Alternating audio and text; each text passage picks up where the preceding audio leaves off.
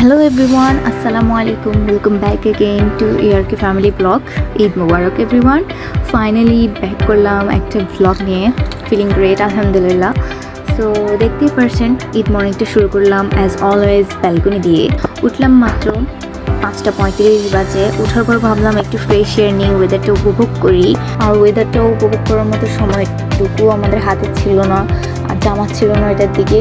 এর আগে আমার বোন, ভাই, ছোটো ভাই মানে সবাইকে ঈদগাহে পাঠাতে হবে, এর জন্য তাদেরকে রেডি করাতে হবে। তাদের রেডি করার দায়িত্ব তো সব আমার উপর। তো সকাল সকাল উঠে হাত তো চাঁদ রাতে যেহেতু মেহেদি লাগিয়েছিলাম, তো সারা রাত রেখে দেওয়ার পরে সকালবেলা উঠে আমার মেহেদিগুলো তুললাম। বাইরে মেহেদিগুলো তুলতে আমার সকালবেলা পুরো অবস্থা 12টা বেজে গেছিলো। মানে সারা রাত রাখার পর মানে অবস্থাটা পুরোই বাজে হয়ে গেছিলো। তাও কষ্ট করে তুললাম। মেহেদি তোলার পর আমাদের সকলের প্রধান কাজ, সব সময়ের কাজ সকালবেলা চা খাওয়া। এটা তো মিস দেওয়া যাবে না, এটা খুবই মিস করেছিলাম রমাদানের সময়। তো ভাবলাম যে কাজ করার আগে তো একটু হালকা করে চাটা তো খেতে হবে। শুধু চা খাচ্ছিলাম না, চা খেতে খেতে বসে বসে সবাইকে অর্ডার দিচ্ছিলাম, বোনকে ফ্রেশ করতে পাঠালাম। আর মানে কীভাবে কোন কাজটা কখন করতে হবে, কী করতে হবে না করতে হবে সবাইকে বলছিলাম। আম্মু সকালবেলা উঠে রান্নার কাজে লেগে পড়েছিল নাস্তা বানাতে, কারণ ঈদের দিন সকল বাসায় মেহমানজন থাকে, তো মেহমানের জন্য মানে নাস্তা পানি যা আছে সব বানাচ্ছিল, ওগুলোর দায়িত্ব আমার আম্মু ছিল। তো করার পর আমার বোনকে রেডি করার জন্য যাচ্ছিলামই। তো যেহেতু জামাতের নামাজ ছিল 9টার দিকে, তো আমি এখানে বসে বসে ঢং করছিলাম। আর এখানে আমার বোন আমাকে বলতেছিল, তুমি নিজেই ঢং করছো, তোমার মেহেদিগুলো দেখাচ্ছ, আমারটাও দেখাও। তো ও মানে এখান দিয়ে দেখানোর পরে তা আমি বললাম যে দাও, হাত দাও, আমি দেখাই। ওই হাতটাতেও মেহেদি আমি লাগিয়েছিলাম। মেহেদি তো সুন্দর করে আমি লাগাতে মানে তত পারি না, তাও চেষ্টা করলাম, লাগাই দিলাম। তো ও বলছে যে দুটোটা দেখাও, তো তার মেহেদিগুলোও দেখাই দিলাম। এখানে দুটো ঢং করতে করতে 3টা শুরু করে দিলাম আস্তে আস্তে। আমি তো শুধু ওয়েদারটাই দেখাচ্ছিলাম, কারণ 5টার দিকে পুরো কুয়াশা ছিল আর চারিদিকে অন্ধকার ছিল। ক্লিপটাও তত সুন্দর ওঠে নাই। তো দেখছি শুধু ফুলগুলোই দেখাচ্ছি আমি, আর কোনো আমার কাজ নাই খাইয়ে দিয়ে। তো মানে ফুলগুলো দেখাতে দেখাতে আর মানে টাইমটারও সময়ের কথা আমার তো মনে নেই। এখান দিয়ে ভিডিও করা, এখান দিয়ে সব কাজগুলো একসাথে শেষ করা অনেক মানে কষ্টদায়ক। তো চেষ্টা করলাম, তাও আমি অর্ধেক করে মানে ব্লগটা করার। তো এভাবে করতে করতে সময় হয়ে যায়, বোনকে রেডি করানোর সময় হয়ে গেছে। তাকে জুয়েলারি অ্যান্ড এভরিথিং খাটের মধ্যে রাখলাম, সব কিছু সেট করে, যাতে করে পরে রেডি করাতে কোনো ধরনের সমস্যা না হয়। এখন তাকে রেডি করাবো, তাই এগুলো সব বের করে রাখলাম। কিছুক্ষণ পর আস্তে আস্তে অনেকক্ষণ পর গিয়ে তাকে রেডি করালাম। এরপর সে চুড়ি কিনেছিল, চুড়িগুলো দেখাচ্ছে, বলে যে চুড়িগুলোও দেখাও। তো চুড়িগুলো দেখালাম। ও একটু ঢং করতেছে, রেডি হয়ে ঢং হওয়ার পরে ঈদগাহে অনেক মানুষ আস্তে আস্তে জমতেছিল, তো ওটাই দেখাচ্ছিলাম। এখানেও ঈদ বসছে, আমরা তো ভালোই ব্যালকনি দিয়ে সব কিছু দেখতে পেলাম। তো যেতে পারছি না, কি হয়েছে মানে ব্যালকনি দিয়ে আমরা ভিউ পয়েন্টে দেখতেছিলাম। ঈদগাহে মানুষ অনেক কিছু কিনতেছে, মানে এভরিথিং। এখান দিয়ে আমার আম্মু বিরিয়ানিগুলো বানিয়ে ফেলেছিল, মানে সবার জন্য সকালই সব কিছু রেডি। অ্যান্ড অনেক খেতে সুস্বাদু লাগছিল।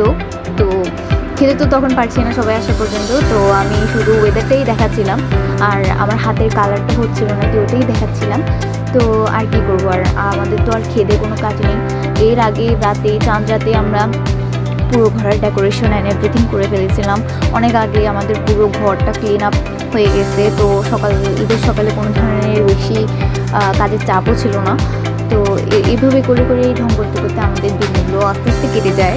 আর এদিকে অনেক দিন আগেই আমি প্ল্যানিং করে রেখেছিলাম যে আমি ঈদের দিন মিষ্টি বানাবো, তো ওটাই করছিলাম, মিষ্টি বানাচ্ছিলাম বসে বসে। তো আর তো কোনো কাজ ছিল না, মিষ্টি বানাতে প্রায় মনে হয় 1-1.5 ঘন্টা সময়ও লেগে গেছিলো ওইখানে। তো কী করবো, সময়টুকু তখন মিষ্টি বানাতে কেটে যাচ্ছে। আর কি করার আছে, ঘরে বসে থাকবো, আর কি কোনো কাজ আছে। মিষ্টি বানানোর শেষে বসলাম আইসক্রিম কোন খাওয়ার জন্য। সকলেরই তো আমাদের আইসক্রিম কোন থাকে। বোনের সাথে ভাবলাম যে একটু গল্প করি, সারাদিনে মিলে কাজের কারণে আমরা কথাবার্তা বলতে পারি নাই। তো মজা করতে করতে খেতে জাস্ট গল্প করছিলাম 2 বোনে মিলে। আর এখানে আমার ছোট্ট ভাইটা ঈদগাহ থেকে এসে অনেক খুশি, সে তো মহা খুশি। ঈদে গিয়ে অনেক কিছু কিনতে পারছে, বেলুন আনছে, অনেক খেলনা আনছে, সে অনেক খুশি। মানে সে তো ছোটো হয়ে কিছু বলতে পারছে না, কিন্তু সে অনেক খুশি ঈদগাহে গিয়ে। অ্যান্ড ও দেখতেই পাচ্ছেন শুধু খেলা করছে, এদিকে এদিকে হাঁটাহাঁটি করছে। আর আমি আর আম্মু মিলে ও শুধু কাহিনিটাই দেখতেছিলাম। ও কিন্তু সারাদিনে মিলে পুরো ডিফারেন্ট অ্যাক্ট করতেছিল, মানে পুরোটাইতেও খুশি, তার চেয়ারে দেখে বোঝা যাচ্ছিল। তো আমরাও তার সাথে খেলাধুলো করছিলাম। এভাবে করতে করতে পুরো ঈদটাই আমাদের আস্তে আস্তে কেটে যায়। এরপরে ক্লিপগুলো আমি নিতে ভুলে গেছিলাম, এভরিথিং করে অনেক টায়ার্ড হয়ে গেছিলাম। আম্মুর সাথে সময় কাটালাম, ভাইয়ের সাথে সময় কাটালাম, এভাবেই করতে করতে পুরো দিনটা শেষ হয়ে গেল আস্তে আস্তে। এরপর ভাবলাম যে কোনো ভিডিও ক্লিপস এভাবে না করে শুধু দিনটা এনজয় করি। এভাবে করতে করতে ব্লগ করতে করতে মানে এনজয় করা হচ্ছিল না, সবসময় শুধু কাজের ভিতরেই ছিলাম। তো আমি আর ক্লিপ নিয়ে নিই। তো এরপর এটা হচ্ছে যে চাঁদ রাতের ভিডিও ক্লিপস। এটা আমি ওকে রাতে লাগাইনি, যখন 4টা নাকি কত বাজে তখন আমি বিকেলের দিকে লাগিয়ে ফেলেছিলাম। তো মানে ওকে আগে ভাগে লাগিয়ে ফেলছিলাম, কারণ রাতের বেলা অনেক কাজ ছিল, এভরিথিং হয়তো লাগাতে পারবো না তাকে, এরপরে রাতে আমাকে লাগাতে হবে। চাঁদ রাতে আমি মেহেদি লাগিয়েছিলাম, এরপর ওকে বিকেলের দিকে লাগিয়ে। অ্যান্ড এভাবে আস্তে আস্তে আমাদের ব্লগটা শেষ হয়ে যায়। ওই সংকীর্ণ এবং সংক্ষিপ্তভাবে ঈদের ব্লগটা করলাম। ভেবেছিলাম অনেক সুন্দর করে ব্লগগুলো করবো, কিন্তু বেশি কাজের কারণে, চাপের কারণে আমি ব্লগগুলো করতে পারি নাই। আর ঈদে অনেক অনেক আনন্দ করেছিলাম, সবগুলো ক্লিপস রাখতে পারি নাই, কারণ আনন্দ করতে করতে দিন শেষ হয়ে গেছে। তো সব ক্লিপগুলো আমি রাখতে পারি নাই। আশা করি আপনাদের কাছে ব্লগটুকু ভালো লাগবে। যদি ভালো লেগে থাকে অবশ্যই কমেন্ট করবেন অ্যান্ড সাবস্ক্রাইব করতে ভুলবেন না। আর আপনারা সবাই সুস্থ থাকবেন, ভালো থাকবেন। আসসালামু আলাইকুম।